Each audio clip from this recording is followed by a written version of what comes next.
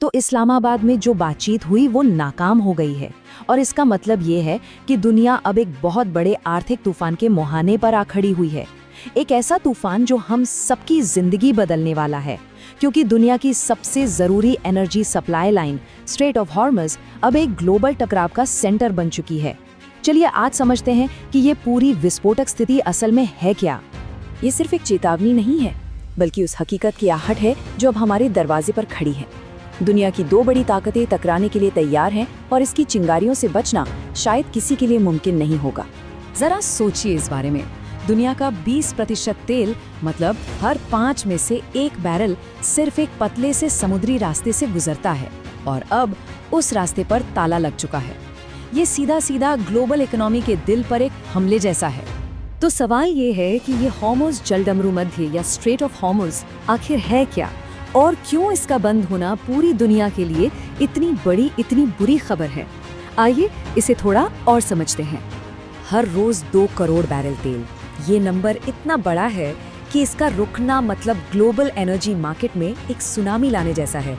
सोचिए, जब इतना सारा तेल मार्केट से अचानक गायब हो जाएगा तो कीमतों का आसमान छूना तो तय है और इसका असर सीधा हम सबकी जेब पर पड़ेगा। ऐसे खास रास्तों को चोक पॉइंट कहा जाता है। क्यों? क्योंकि अगर कोई इन पर कब्जा कर ले तो वो सचमुच में दुनिया के व्यापार का गला घोट सकता है। ये पूरी दुनिया के ट्रेड नेटवर्क की, कह सकते हैं, सबसे कमजोर नसें हैं। और देखिए, हॉर्मुज़ अकेला नहीं है। Suez canal, strait of Gibraltar, strait of Malacca, ये सब वैसे ही अहम चोक पॉइंट्स हैं। अब जरा कल्पना कीजिए कि अगर इन सभी रास्तों पर कंट्रोल के लिए जंग छिड़ जाए तो ग्लोबल ट्रेड का क्या होगा। इस पूरे संकट के सेंटर में 2 पुराने दुश्मन हैं, अमेरिका और ईरान। इस्लामाबाद में बातचीत फेल होने के बाद अब ये टकराव एक बहुत ही खतरनाक मोड़ पर आ पहुंचा है। इस पूरी सिचुएशन को समझने का ये शायद सबसे आसान तरीका है।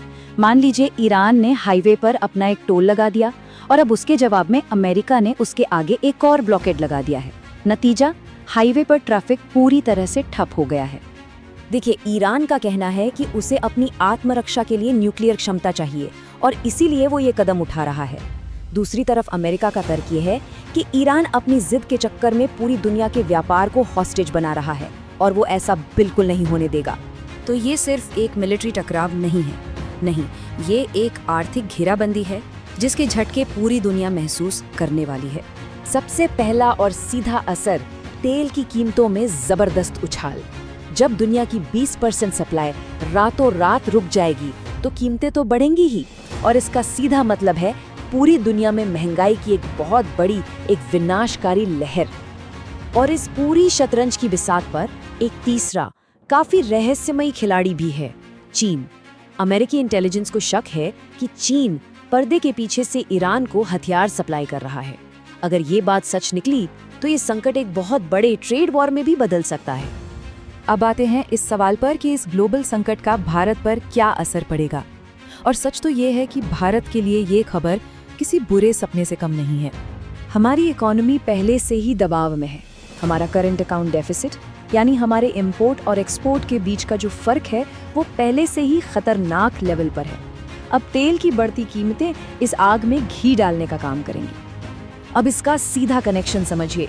जब हमें वही तेल खरीदने के लिए ज्यादा डॉलर खर्च करने पड़ेंगे तो जाहिर है इसका प्रेशर भारतीय रुपए पर आएगा, रुपया गिरेगा, और जब रुपया गिरता है तो बाहर से आने वाली हर एक चीज अपने आप महंगी हो जाती है और आखिरकार इस पूरे खेल का बोझ आम आदमी की जेब पर ही पड़ेगा।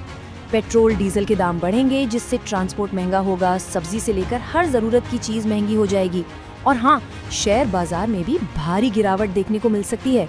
तो बड़ा सवाल अब ये है कि क्या ये इकोनॉमिक ब्लॉकेड, ये आर्थिक घेराबंदी एक सीधे सीधे मिलिट्री टकराव में बदल सकती है। जो संकेत मिल रहे हैं वो कुछ अच्छे तो नहीं हैं। समुद्र के सतह के नीचे भी एक बहुत खतरनाक खेल चल रहा है। ईरान जहाज़ों को रोकने के लिए पानी के नीचे माइंस बिछा रहा है, तो वहीं अमेरिका और उसके सहयोगी देश उन्हें ढूंढकर डिफ्यूज करने के लिए अपने हाईटेक ड्रोन इस्तेमाल कर रहे हैं।